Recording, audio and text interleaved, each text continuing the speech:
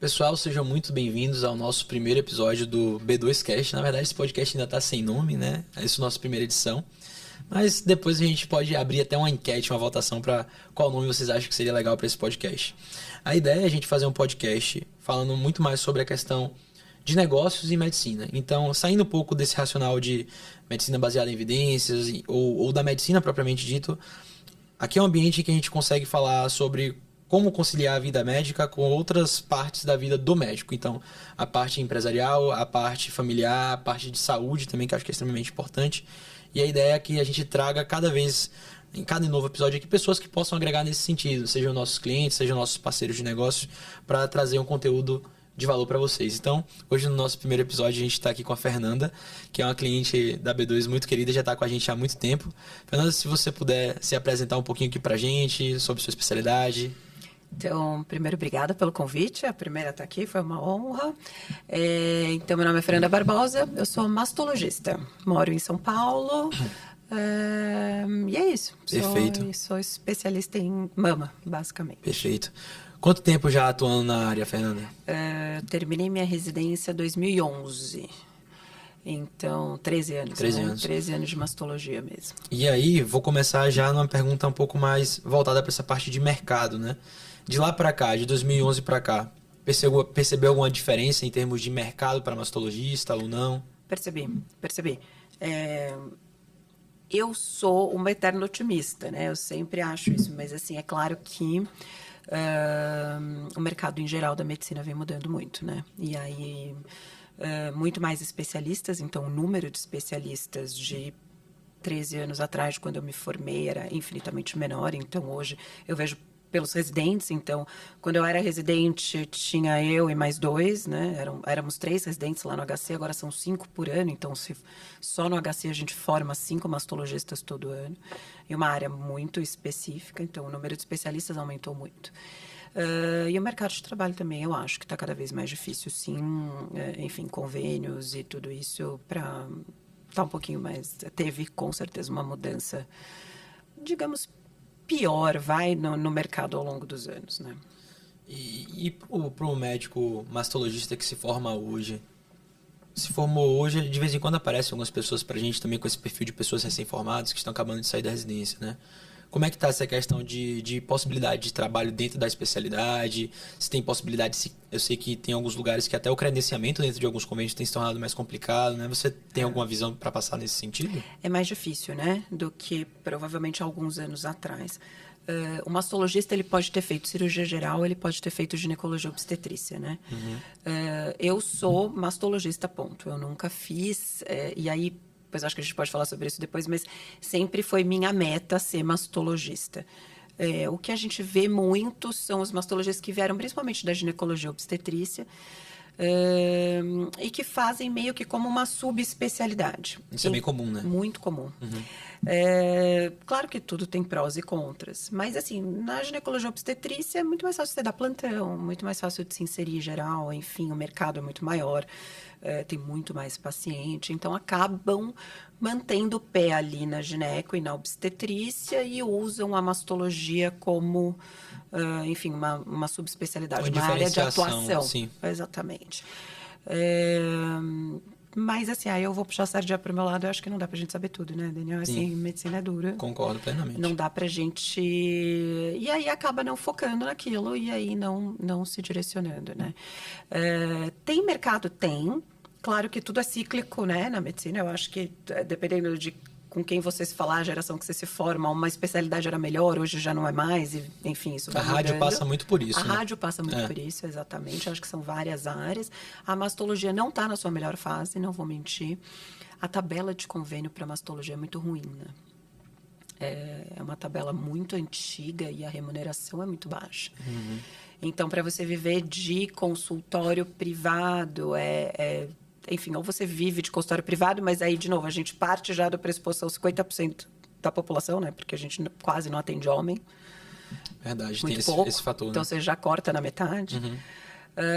E, enfim, precisa de uma mastologia, patologia, basicamente, né? Então, assim, não é... Apesar de a gente acabar fazendo algumas outras coisas mais gerais. Enfim, não é o melhor mercado do mundo, mas também é um mercado bom, tá? Eu defendo... tem mercado. Com o eterno otimismo. Exatamente. Perfeito. Eu sou assim. E aí, eu queria saber um pouco mais, Fernanda, sobre a sua área de atuação hoje. Hoje você atua 100% no particular ou atua também no mercado público ainda, no SUS? Eu ainda faço SUS. Perfeito. Tá? Faço as duas coisas.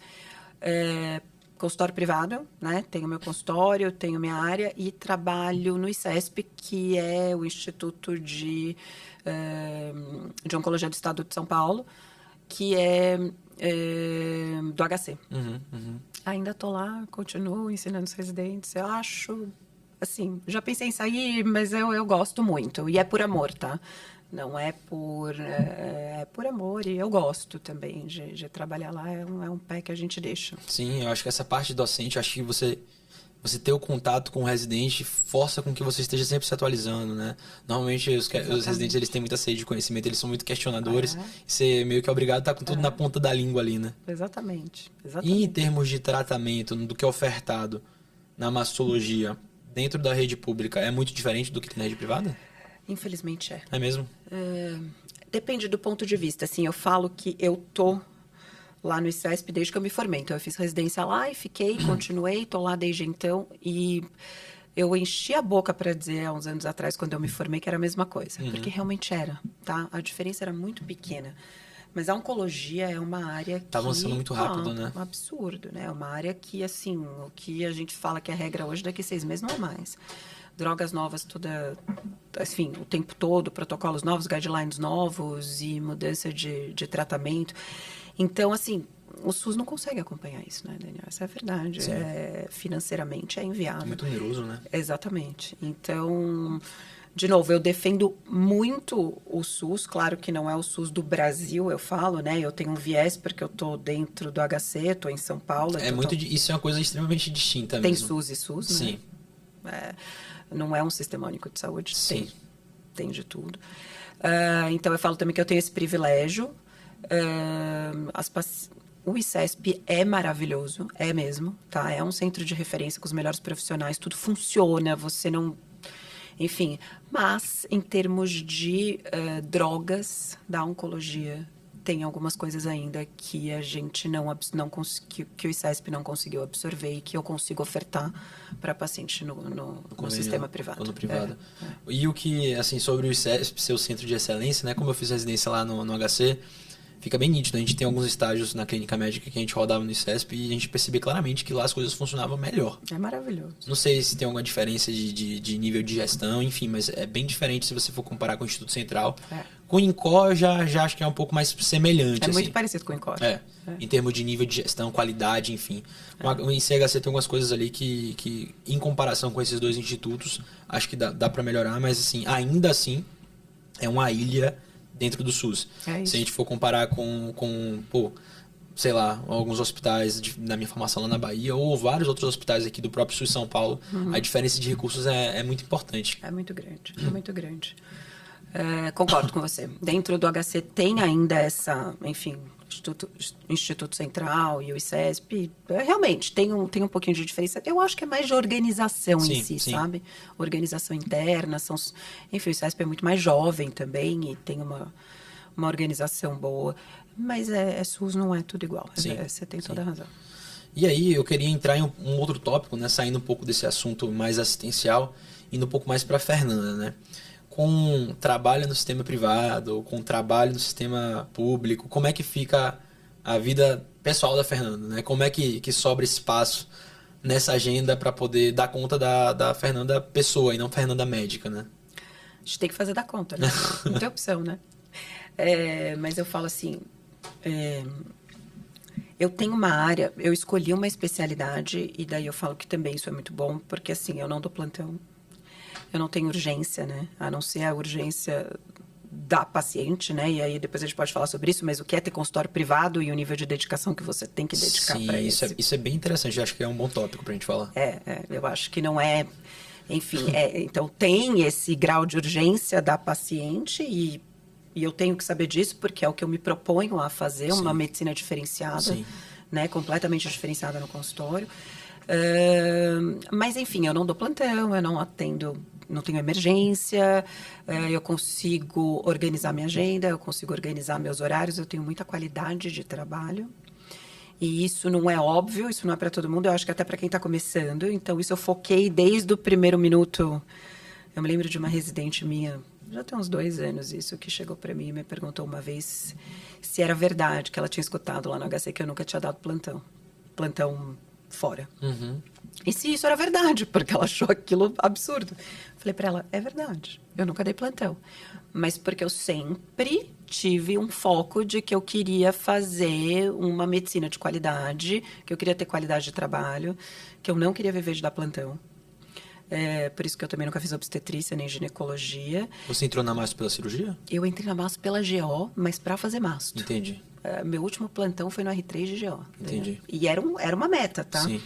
Eu ia fazer cirurgia geral, mas aí acabaram me convencendo que era melhor que eu fizesse GO, porque, enfim... Em termos mercadológicos, eu acho melhor. Acabaram me convencendo, eu mudei de ideia no último minuto.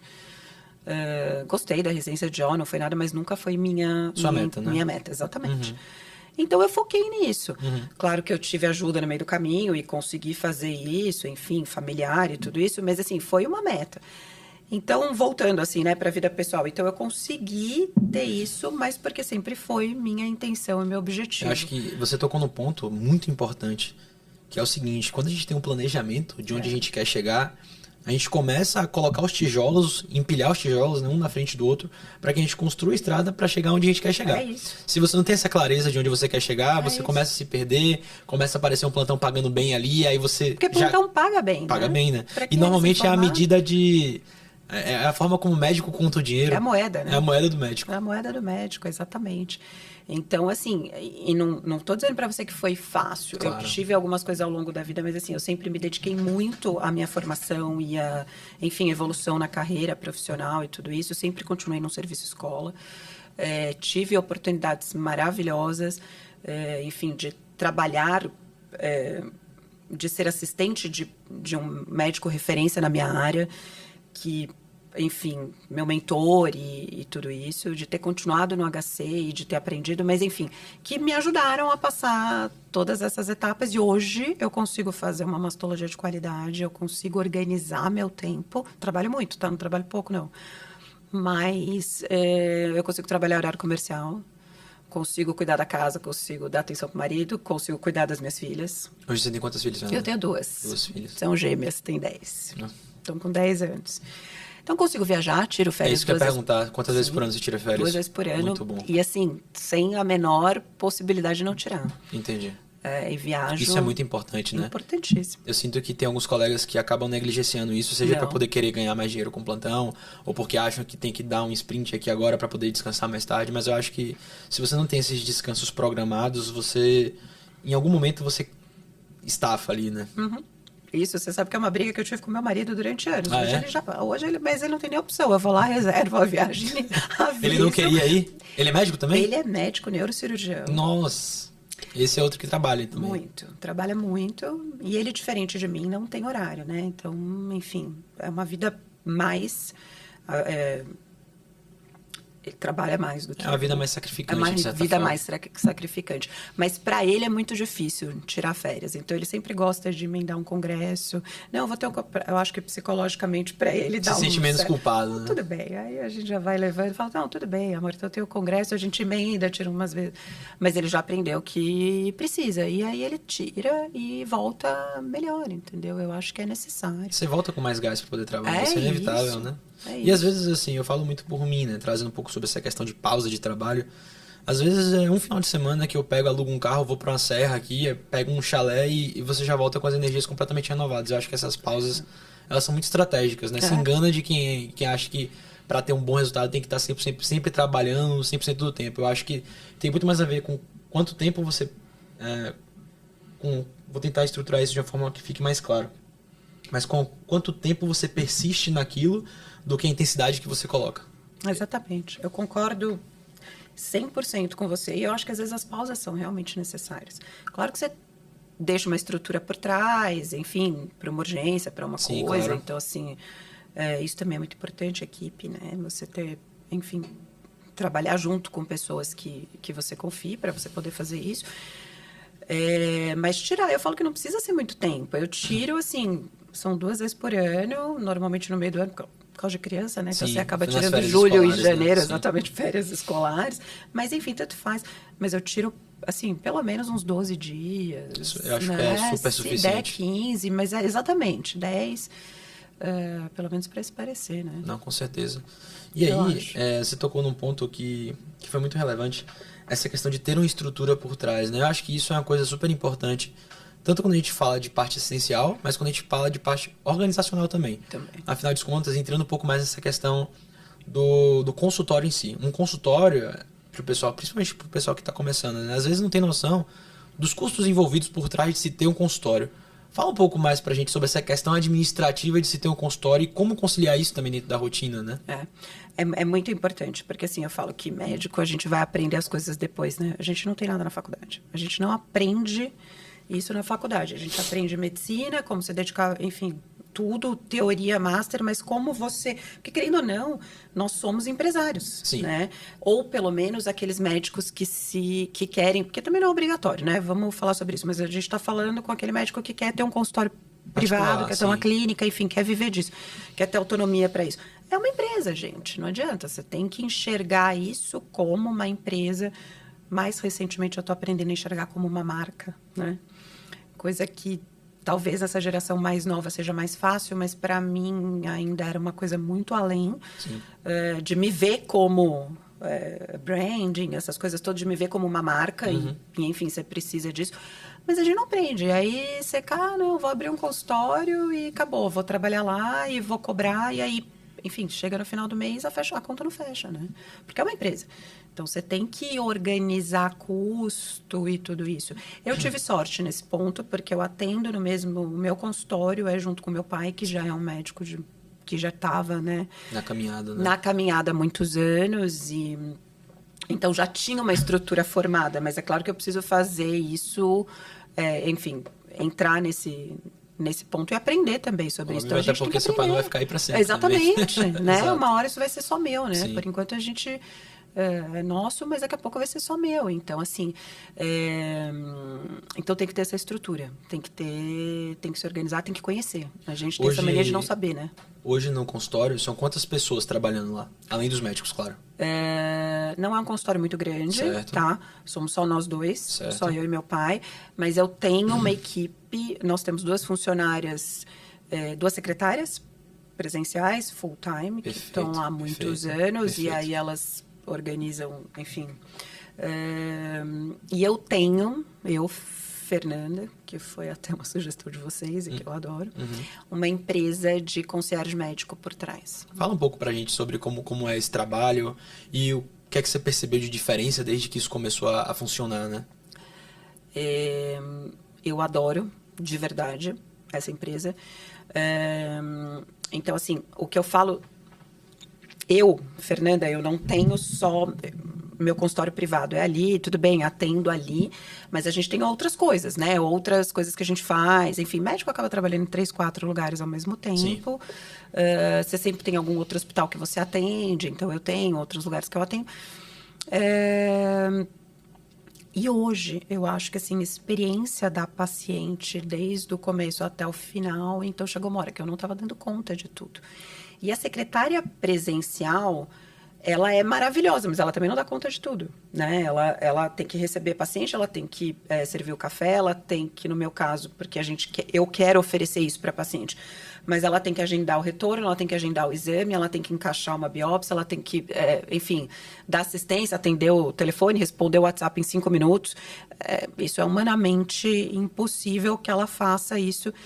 Então, no meu caso, a concierge veio para dar uma organizada nessa parte e ela faz o atendimento desde o começo, desde aquela paciente que entrou em contato via WhatsApp e aí, assim, ela tem até, sei lá, 10, 15 minutos, mas normalmente ela responde em 5.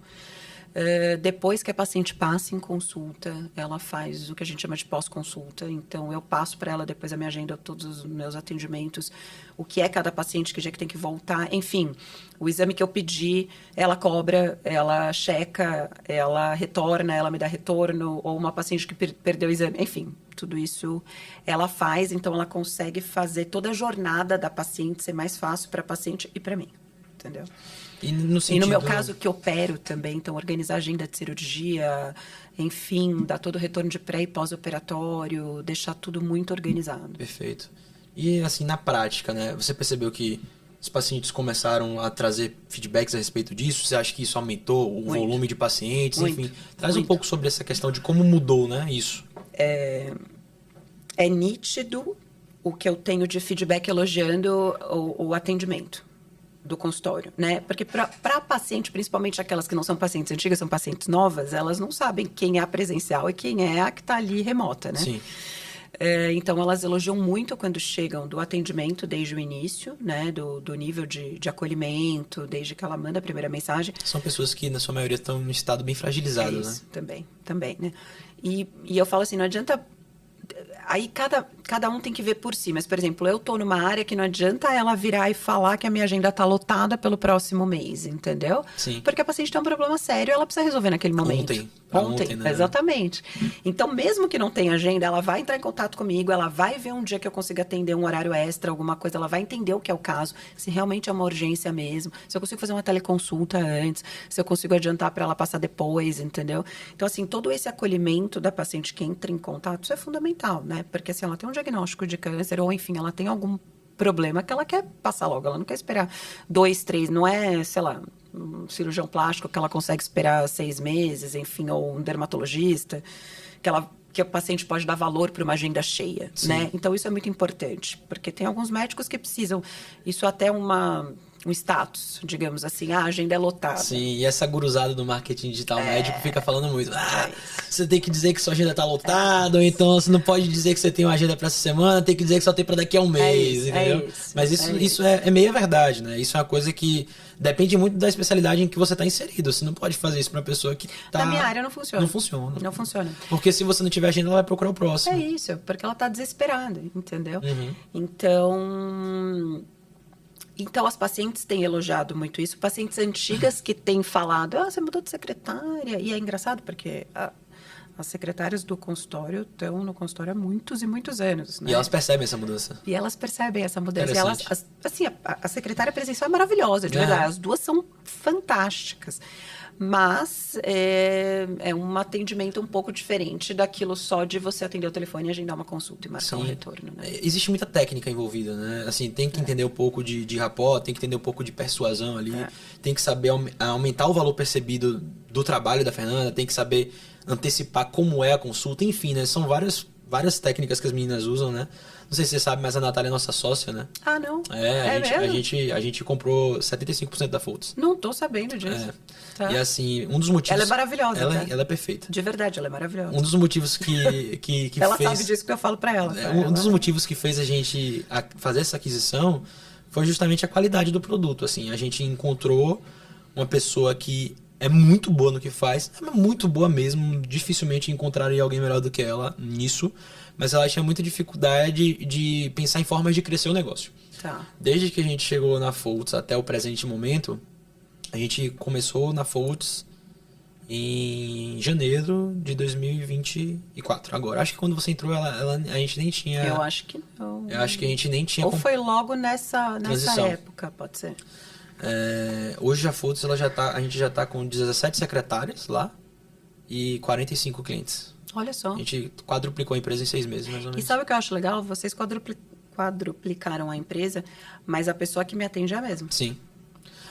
Porque ela já me conhece, ela já sabe o meu jeito, ela é a Carla, que ela é ótima. A Carla é fantástica. Exato. Ela tá grávida agora, inclusive. Tá grávida. Jura? Tá. Vou dar parabéns pra ela. Tá grávida. E ela já sabe o meu jeito, ela já sabe como eu trabalho, ela já sabe o que eu quero, entendeu? Então, assim, é muito fácil lidar com ela, né? Sim. E ela que tá comigo desde o primeiro dia, e enfim... A Natália só aparece de vez em quando. Sim, porque afinal de contas hoje como é que tá dividido lá, né? Tem a Nath e ela tem 3 líderes abaixo dela. A Carla é uma, Tá. então a Carla ela praticamente não tem mais clientes. Acho que ela só tem você e mais um. Tá, então eu vou exigir que ela continue. Exige que ela continue. Tá, se a Natália, Natália, ó, se você estiver ouvindo isso aqui, você não vai deixar a Fernanda trocar, viu? A Carla tem que ficar com a Fernanda, é cativa.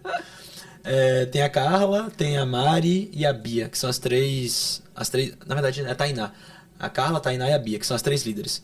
E cada líder tem, acho que, 4 secretárias abaixo. Né? E aí a gente faz um modelo em que a Carla, a Bia e a Tainá, elas auditam... Então, talvez a Carla esteja coordenando alguma outra pessoa e eu nem tô sabendo. Talvez. Porque, assim, ela, é tão profissional que a gente não percebe. Mostra que o trabalho está sendo bem auditado, né? Exatamente. E aí a gente viu essa oportunidade e falou, caramba, Nath, você realmente é muito boa nisso aqui. A gente se conheceu através de clientes em comum. A gente tinha uma cliente em comum com ela gostou do nosso trabalho, ela já tinha... Assim, ela percebeu, foi muito legal, porque ela já estava com essa cliente antes da gente chegar, e essa cliente já tinha passado por algumas agências de marketing antes. Tá. E aí, quando a gente entrou, ela percebeu a diferença, ó. Entrou uma agência nova aqui, o negócio está diferente do que era antes. Aí ela entrou em contato com a gente, primeiro forneceu uma possibilidade de parceria, né? De a gente indicar os clientes para ela indicar os clientes pra gente, mas essa parceria foi estreitando, e aí a gente estava já com vontade de oferecer esse serviço, porque a gente percebeu que, cara, é uma dor universal do médico, né? E eu queria falar um pouco mais sobre isso também. Mas a gente até tentou fazer um determinado momento, só que não foi legal. Foi bem mais difícil do que a gente imaginou de operacionalizar isso. A gente falou, cara, isso aqui pra que a gente faça funcionar tem que ser uma pessoa que sabe fazer isso, entendeu? E aí a gente encontrou a Nath, a gente propôs a parceria e deu super certo, graças a Deus. A gente tá caminhando aí. Mas sobre essa questão de ter... Isso é uma coisa que eu queria passar em específico, né? Hoje você tem 3 secretárias. Tem. Você tem uma remota e você tem 2 presenciais. Mas assim, o que eu gostaria de falar é que muitas pessoas devem estar olhando para isso e falando assim, caramba, que absurdo, não tem trabalho para 3 secretários, mas tem. Quando você chega num nível de escala de trabalho, existe um conceito que é o conceito da divisão do trabalho, né? Que quanto maior se torna a empresa, mais especializada tem que ser a atividade que uma pessoa vai fazer, porque essa pessoa vai fazer de uma forma melhor e mais rápida, com mais eficiência do que se você botar uma pessoa para fazer várias coisas. Então hoje você tem 3 pessoas. Me fala um pouco melhor sobre o que cada uma dessas pessoas faz. Assim, a concierge, a gente já conseguiu entender aqui que essa pessoa é responsável por articular essa jornada da paciente, desde o pré-consulta até o consulta, pós-consulta imediato e pós-consulta pós-cirúrgico, né? E as outras 2 que estão no consultório, qual é o papel delas? Primeira coisa que também eu ia falar, elas se conversam, tá? Sim. As 3. Importantíssimo manter essa comunicação. Exatamente. Elas se conversam e elas se organizam, cada uma tem ali, enfim, sua função, e aí organizar. Mas as outras 2 ficam presenciais, né? Sim. Então, dupla jornada, né? Então, uma entra 7h30, 8 horas da manhã, às vezes eu começo a atender às 8, 7h30, e sai às 5. Entendi. Né? E aí a outra entra às 2 e sai a hora que precisar. Entendi. Então, basicamente isso. Então, posso atender até a noite. Meu pai, às vezes, fica até 8, 9 horas da noite no consultório. Entendi. Enfim. Ligação, demanda de paciente, enfim, atendimento ali na hora, tudo. E elas fazem literalmente tudo, desde... E aí eu vou dizer que eu não sou uma pessoa... emissão de nota fiscal, controle. Elas fazem também? Tudo. Nossa, isso literalmente demanda... tudo, eu não faço nada. Cara, isso demanda bastante trabalho. Inclusive, sobre isso, se a gente emite, por exemplo, a gente tem feito um trabalho de recuperação tributária com alguns clientes nossos. Depois eu vou até indicar o Renan para você. Tá. Porque nessa correria, né, eu tenho certeza que você emite várias notas cirúrgicas e várias notas não cirúrgicas. Tem que tomar muito cuidado com o KNAI que você coloca nessas notas, porque se você colocar o KNAI errado, você vai pagar um imposto indevido. E a gente está fazendo um trabalho de restituição dos últimos 5 anos para vários clientes nossos, né? E, cara, esse é um trabalho que exige que a secretária tenha esse conhecimento e que tenha muita atenção na hora de preencher as notas, para não dar esse problema, né? Senão você acaba perdendo muito dinheiro. É um dinheiro relevante que você poderia utilizar para outras coisas dentro do negócio, como, por exemplo, contratar um melhor prontuário eletrônico, contratar um software de CRM, enfim, várias coisas que você pode fazer para poder melhorar a qualidade do serviço, né? E você acaba não fazendo porque você está pagando um imposto de forma indevida. E a respeito também dessa separação do trabalho realizado efetivamente, voltando um pouco naquele assunto da marca que você falou, ter uma pessoa que não está preocupada com os atendimentos faz com que essa pessoa que não está preocupada com o atendimento consiga se preocupar com a experiência do paciente dentro do consultório. Então, em abrir a porta, em receber essa pessoa, É isso. ser simpática da melhor forma possível, enfim.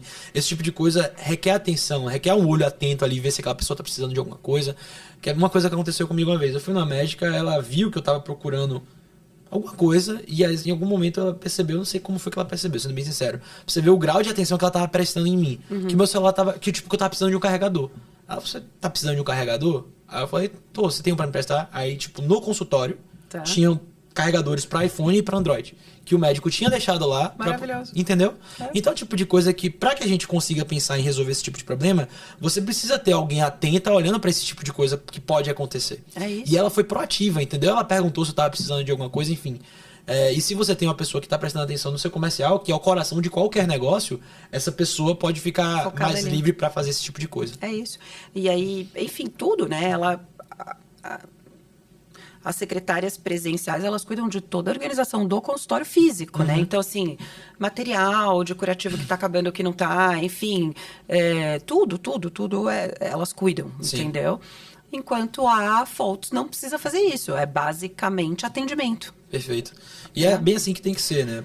Acho que qualquer empresa, quando chega a um determinado grau de maturidade, quanto mais a gente puder separar as funções, mais efetividade a gente vai ter, né? E aí, falando um pouco sobre o consultório em si, né? Você já está com a gente há bastante tempo. Acho que já tem quase 2 anos, talvez. Já? Talvez. Tem bastante tempo. E eu queria que você falasse um pouco de como foi, né? Assim, queria entender um pouco como era o contexto do consultório antes. Eu acho que pelo fato de você ter seu pai, que já era uma pessoa conhecida, isso deve ter facilitado esse início das pessoas procurar o trabalho. Sim. Mas eu queria entender se houve alguma mudança, se você conseguiu perceber alguma diferença, né? Entre antes de a gente começar o trabalho, durante, depois, quanto tempo demorou para começar a engatar, porque isso é uma coisa que a gente alinha muito com os clientes que entram para trabalhar com a gente. As pessoas, tem muito cliente que entra com a corda no pescoço, né, precisando vender o almoço para pagar a janta e achando que vai conseguir fazer o milagre acontecer em 3, 4 meses ali. Eu queria que você explicasse um pouco melhor de como foi esse nosso processo para que a gente esteja com essa parceria por tanto tempo assim, né? O que aconteceu assim, eu acho que a primeira coisa que aconteceu comigo foi uma virada de chave, assim, minha mesmo, de como eu encarava as coisas, né? Então, assim, eu acho que eu sou daquela geração que a gente não se formou a residência no Instagram como é hoje, tão óbvia, tão mídia digital, mídia social, marketing digital, tudo isso. Então, pra gente não foi assim no começo. E a gente existe até bastante resistência nesse sentido, né? Exato. Eu tinha muita resistência. Eu me lembro de alguns anos atrás, eu conversando com meu marido e ele falando, amor, você fala sobre doença de mulher, você tem que falar no Instagram. Eu falei, imagina, você é essa médica que se vende no Instagram, que absurdo, entendeu? E, de novo, não é isso. A gente consegue fazer... Então, eu tive essa resistência. Ao mesmo tempo, a gente tem que entender que o mundo mudou, gente. Não adianta a gente ficar lá sentado, é igual medicina, entendeu? É igual oncologia que eu estava falando antes. Hoje a gente faz uma coisa que 6 meses eu vou fazer outra, porque surgiu um novo estudo, porque surgiu um novo guideline, um novo protocolo. Então, se a gente está evoluindo toda hora, tem que evoluir. A realidade é que as coisas mudaram. Perfeito. E, ao mesmo tempo, o mercado... Por exemplo, como é do meu pai, que a gente falou algumas vezes, e aí isso foi um dos motivos também de eu procurar a Natália, a concierge médica, que para um paciente agendar consulta com meu pai é muito fácil. Ele liga, agenda e acabou, entendeu? É muito simples. Já com a gente, a pessoa, hoje em dia, com uma geração mais jovem e com tanta oferta de médico... Tem que ter um certo grau de encantamento ali. Primeiro porque ele não vai agendar, ele pega 2, 3 indicações, entendeu? 2, 3 referências, 2, 3 coisas. Não é tão óbvio assim, né? Então, por mais que você faça muito, o mercado também tá ali. Então, acho que a primeira foi a virada de chave. De eu entender que... De mentalidade, de né? mentalidade. Que não era coisa de médico charlatão, Não. que não é coisa de médico se isso. vendendo, que na verdade passou a se tornar uma necessidade. É isso. Perfeito. Entendeu? Então esse foi o primeiro ponto. Esse foi o primeiro ponto. Certo. Coisa que eu não conseguia. Tá bom, beleza, é isso. Aí eu fui atrás de estudar um pouco, entender. Então, primeiro eu fiz, não vou mentir, alguns cursos online, umas coisas assim que a gente tem para entender, porque até então eu não sabia de nada. Eu acho extremamente importante. Eu fiz. Porque assim, até para eu entender o que é isso, né? Como é que você vai delegar algo que você não entende minimamente? É isso. Entendeu? É isso. E aí fui atrás de empresas, e aí quando eu conheci vocês. E aí, o que foi muito interessante, aí o meu primeiro contato foi com o Pedro, na época, foi que ele foi muito honesto comigo. Ele falou, Fernanda, você não está numa área óbvia, você não é dermatologista, você não é cirurgia plástica, não é uma coisa que eu consiga vai ser um processo lento e eu não posso te prometer milagre. Não é milagre, entendeu? É um processo longo. Isso para mim foi muito, porque eu sou muito prática, muito, eu não... então isso foi muito legal e é isso que vocês me fazem desde o começo mesmo, entendeu? Às vezes tá ruim, tem mês que é pior e aí a gente revisita e vê o que tá acontecendo de errado, enfim, alguém avisa e daí marca uma reunião. Tem mês que continua ótimo, mas é um processo de passos mesmo, assim, sabe? Devagar. E tem que ter a gente por trás. Eu tenho que estar por trás, não adianta. Tem que ter essa parte de branding e tudo. Mas sim, melhorou muito. Até porque uma coisa que, assim, às vezes o cliente, ele não vem... A paciente, né? Paciente-cliente. Ela não vem pelo Instagram, mas ela usa o Instagram como forma de endossar o trabalho. Mas a grande maioria... Eu tenho, acho que, pouquíssima paciente via Instagram. Muito, muito pouca. O que aumenta via Instagram é seguidor. Enfim, eu tenho uma história muito particular. Mas as pacientes que vêm através, talvez, do Google ali, elas não entram no Instagram para poder olhar? Sim, com certeza. É isso? Mas o Instagram eu brinco assim, a paciente a que vem do Google ou até que vem de indicação, tá? Todas entram no Instagram para olhar. 100%. Não existe mais paciente que senta no consultório e que não tem a menor ideia de quem eu seja.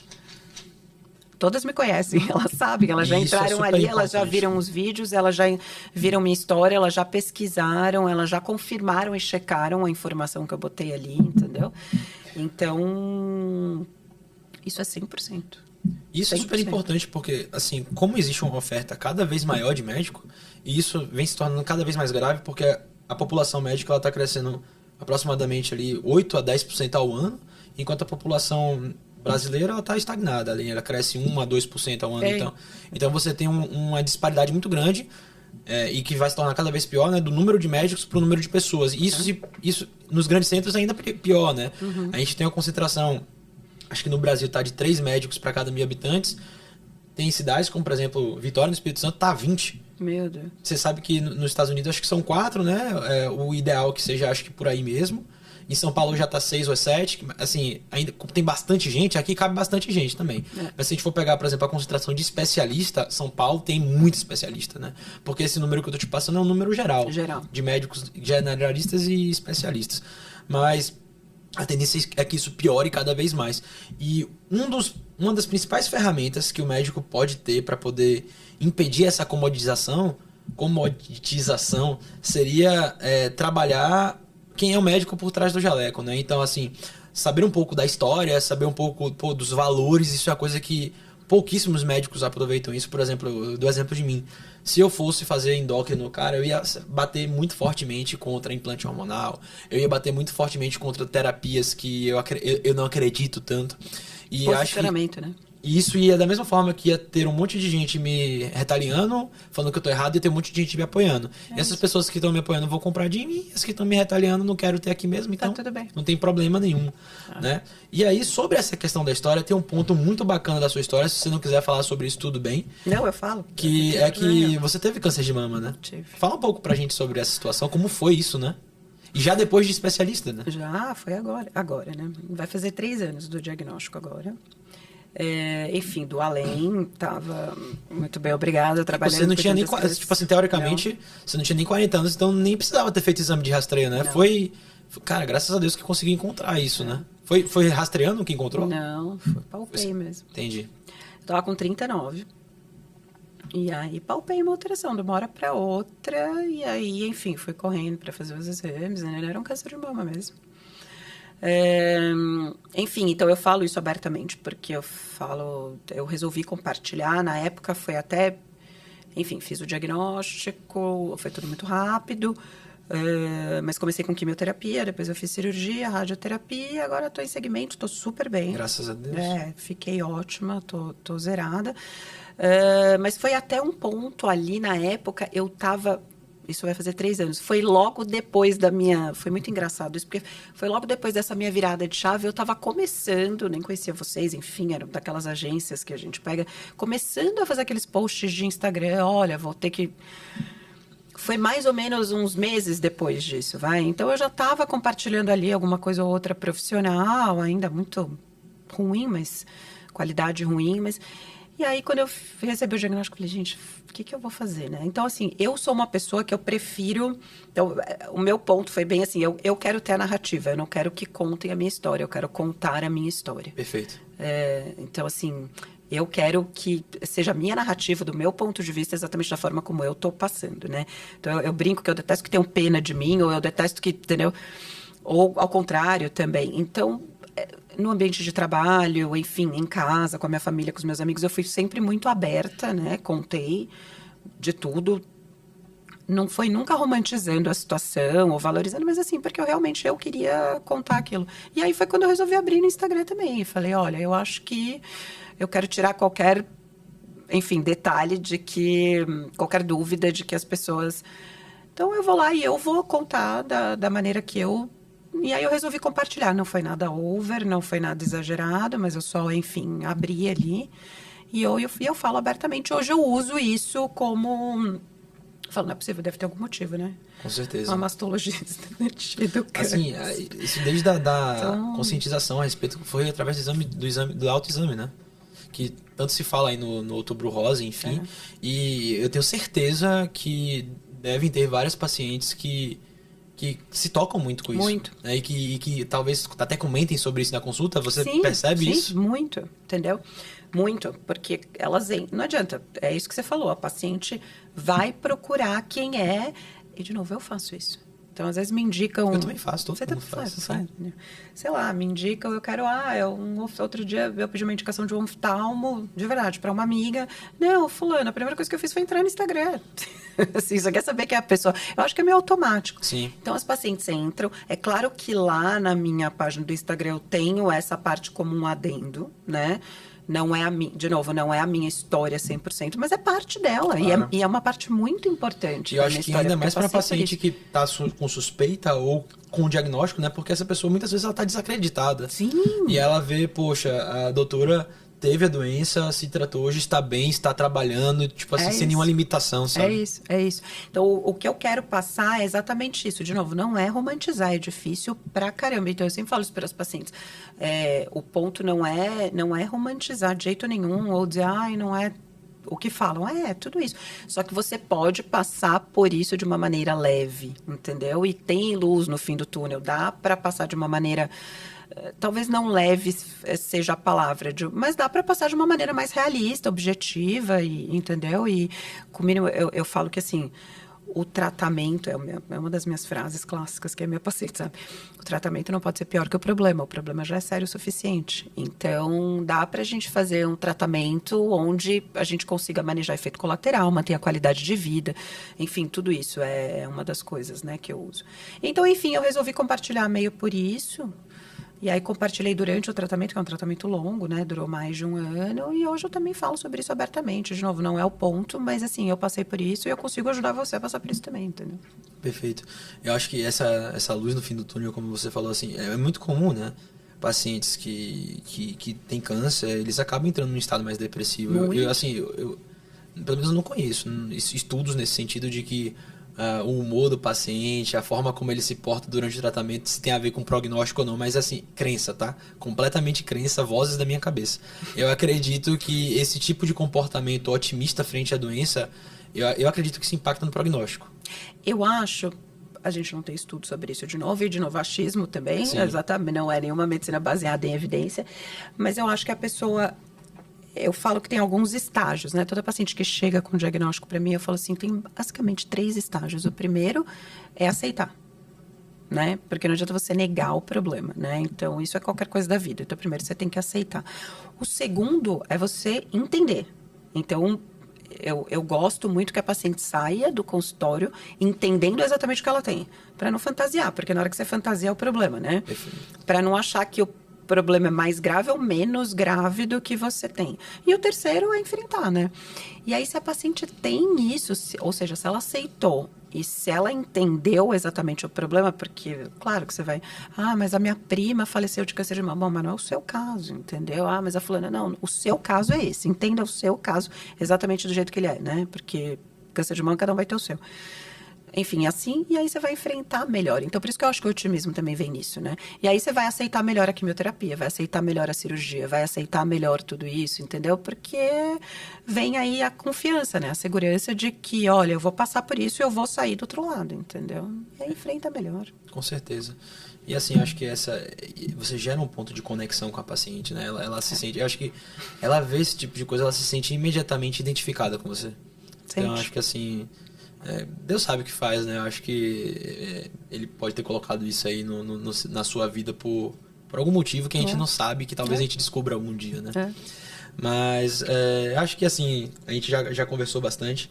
Queria fazer algumas perguntas finais aqui, né? Você comentou antes que logo quando você foi diagnosticado, você estava começando a virar a chave, como você bem mencionou. E você chegou a fazer um trabalho com alguma outra agência, né, que não foi a B2Med. Você percebeu alguma diferença entre trabalho executado por uma agência que não é especializada em marketing médico para uma assessoria especializada em marketing médico? Sim, completamente. O que é que você percebeu que mudou, assim? Assim, ó, é muito diferente. Então, a qualidade do conteúdo, a forma... Então, assim, quando eu estava procurando vocês, o que me chamou a atenção foi que vocês eram médicos, né? Isso é um fato, Daniel, não adianta. É igual do mesmo jeito que a paciente vai no meu consultório e eu tive câncer de mama, ela se identifica. A gente, quando procura uma agência e vê que vocês são médicos, a gente se identifica. Isso é um fato, porque a gente confia, tá? Outra coisa, e eu acho que isso é muito, muito importante, então, qualidade de conteúdo, a forma ética de fazer, sabe? Eu tinha muito medo disso. Então, de fazer uma coisa... E eu vejo pessoas fazendo, né? Conteúdos, enfim, que todo mundo vê. De ética duvidosa. De ética duvidosa, exatamente. Coisas assim que você fala, não, coisa que vocês não fariam de jeito nenhum. E vocês deixam isso muito claro para qualquer pessoa que chega, né? Tipo, vocês já abrem o jogo e já falam, olha, eu não vou fazer esse tipo de coisa. E aí isso traz uma segurança pra gente, realmente não fazem. Então é muito profissional, né? Então a gente se sente... Eu me sinto muito segura de que não vai passar nada. E além disso, além de tudo, vocês têm muito conhecimento técnico, né? De toda a parte por trás, enfim, que daí a gente não consegue... mas sim, e a qualidade das coisas, enfim, tudo isso. E assim, é totalmente diferente. Perfeito. De novo, não tem milagre. É o que eu falo assim, eu vejo, às vezes aparece, né? Você tá lá no Instagram, fature 100 mil reais por mês com a minha técnica. 60 dias. Eu começo a falar, gente, não é possível que tenha alguém que caia nisso, entendeu? Fature 100 mil reais. Se você é médico e não está faturando 100 mil reais no consultório, tem alguma coisa errada. Faça isso, entendeu? Não tem milagre, não tem isso, entendeu? Então, assim, de novo... Vocês são muito importantes, de verdade. Foi uma virada de chave. Eu acho que a gente, e até os médicos mais velhos, enfim, a gente tem que entender isso, né? Então, assim, eu aceitei, até porque tem muito conteúdo ruim na internet, então eu acho que é até uma certa responsabilidade que a gente faça, porque já que tá lá e as pessoas estão consumindo, que seja conteúdo decente, entendeu? Que sejam coisas... enfim, baseado em evidência de pessoas que realmente são formadas para isso. É uma das nossas missões, né? É isso. A gente faz o que a gente faz porque a gente acredita... A gente fala isso em toda a apresentação de vendas. Como a gente já está junto há muito tempo, não sei se a gente tinha isso na época que a gente... Não me lembro. Mas a gente fala que assim, os bons médicos, eles têm que ocupar o espaço que eles não ocupam. Porque quando eles deixam um vazio por ter medo de se expor, por ter medo do que o coleguinha vai achar dele, o que é que isso gera? Isso gera um vácuo em que as pessoas ruins, os charlatões, né? Charlatãos, não sei como é que se fala, eles acabam ocupando esse espaço. Porque eles não estão com medo, né? Zero, eles não estão nem aí porque vão falar deles, É né? isso. Então, se a gente não se movimenta, e assim, a gente tem um código... A gente até postou um post na Foltz ontem sobre isso, que a gente não trabalha com médico charlatão na Foltz, e na B2 também não. Eu vi. Você viu? Vi. Você acompanha o Instagram das empresas? Acompanho. Gosta? Gosto. Depois a gente queria sugestões a respeito disso, porque a gente percebe que às vezes assim, é bem difícil, trazendo um desafio de business aqui, né? Uma marca não pessoal tem um alto engajamento. É bem difícil. É muito, né? Porque, cara, é diferente de você estar olhando o meu perfil, você tá vendo eu me posicionando acerca de determinada coisa. E assim, a gente percebe às vezes que o engajamento do Insta, né, não é tão bom, mas a gente acha que a gente gera um conteúdo legal. Mas que bom que você viu. Você gostou? Gostei. Isso. É a Natália falando. Exato. Né? Tá. É que me até chamou a atenção. Porque foi um post de... exatamente isso, de posicionamento. Exato. Né? E a gente deixa bem claro que a gente não trabalha com qualquer tipo de médico. E isso a gente acredita muito nisso. E é por isso que a gente também começou a vender, inclusive, mentoria para dono de agência, porque tem muita gente querendo vender mentoria para dono de agência que não tem 10 clientes. A gente tem 160, entendeu? A gente tem 40 funcionários. Funcionários não, né? A gente tem 40 prestadores de serviço. Então a gente tem lugar de fala, sabe? Cara, então assim, quanto mais os bons não perderem o medo do que as pessoas vão achar dele, dos julgamentos que ele vai ter, melhor. E isso tanto no ramo empresarial quanto no ramo médico também. É difícil. Até hoje, assim, eu não sou aquela pessoa assim, eu tô falando aqui como se eu fosse a rainha do conteúdo. Eu não sou. Enfim, eu tenho um problema de gerar conteúdo. Não é de me expor, não, porque isso eu não tenho, mas assim, enfim, eu sou muito autocrítica, então tudo não tá bom o suficiente, ou aquele vídeo que não tá legal. Isso é muito difícil. Você vai num processo, sim. Tem gente que tem, enfim, mais fácil, né, pra pessoa fazer. Pra mim, enfim, não é tão óbvio, mas precisa, não tem opção. Entendeu? E precisa assim, ir. É uma coisa que eu falo muito com os meus mentorados também, com o pessoal da própria B2, que é o seguinte: antes de você ser bom em qualquer coisa, primeiro você vai ser ruim. Não tem como você sair do zero pro excelente. Não, você vai passar primeiro pelo bom, depois pelo muito bom, depois pelo ótimo e depois pelo excelente, né? Existe uma escadinha. Da mesma forma que o Resident ele começa na R1, depois ele vai pra R2, depois ele vai pra R3, até ele se tornar especialista. Você agora é R1, da R2 do conteúdo ali. Vai ter que passar mais algum tempo de residência pra ficar especialista em conteúdo. E outra, você vai se achar também nesse meio do caminho, né? Porque cada um vai ter um perfil, né? Tem os que tem um perfil mais sério, outros que tem um perfil mais descontraído. É isso. Cada um, você vai se achando e você vai vendo o que você se sente à vontade em falar, mas o que importa é que faça, isso, sabe? Exato. Feito é melhor que perfeito. É isso. E assim, tem espaço para todo mundo. Tem espaço para pessoas mais descontraídas, tem espaço para pessoas mais sérias, porque tem paciente que gosta mais de pessoas mais descontraídas e tem paciente que gosta mais de pessoas mais sérias. O que não dá para ser antiético. Não, então. Só isso. Exatamente. De resto, o que você quiser fazer, pode fazer, porque vai ter gente que vai gostar da sua comunicação. E aí, Fernanda, eu queria fazer uma última pergunta, que é a seguinte: se você tivesse que dar um conselho, né, para uma pessoa que não está no marketing digital, nunca fez um trabalho nesse sentido, está com um pouco de receio de começar, né, enfim, está um pouco com incerteza, qual conselho você daria para essa pessoa e que também, assim, nunca colocou o consultório particular muito para frente, sempre foi uma coisa meio de segundo plano? Qual conselho você daria para essa pessoa? Eu acho que a primeira coisa, e aí eu falo isso muito para os residentes, né? Primeiro que não tem regra. Então, assim, o meu foco sempre foi esse. Certo. Sempre foi o consultório privado. Sempre foi ter qualidade de trabalho, trabalhar nos melhores hospitais, enfim, fazer esse tipo de medicina que a gente acabou não falando, mas é uma medicina de doação muito grande, né? Enfim, gente, eu tô aqui há quase 2 horas, eu vou sair, vão ter, eu não sei, mais de... consultório? Daqui vou, mas assim, vão ter mais de 100 mensagens, né? Porque você fica 2 horinhas fora, você vai ter... Você tem que estar disposto a isso. Então, a primeira coisa é decidir o que você quer fazer. E tá tudo bem.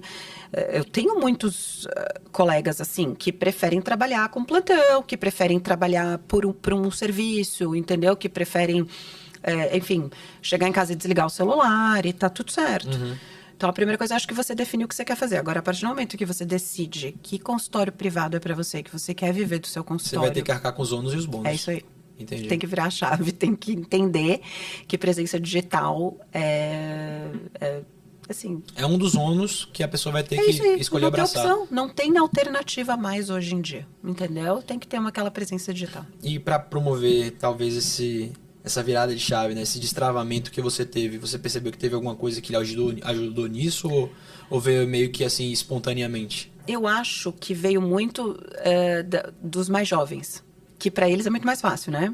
Então, que para mim que estava alguns anos ali, não que eu fosse muito mais velha, mas assim, que já estava um tempinho ali, era uma coisa muito mais difícil, para os recém-formados é muito fácil, porque eles já estão ali, para eles é muito... inseridos nessa realidade. Exato, nessa realidade.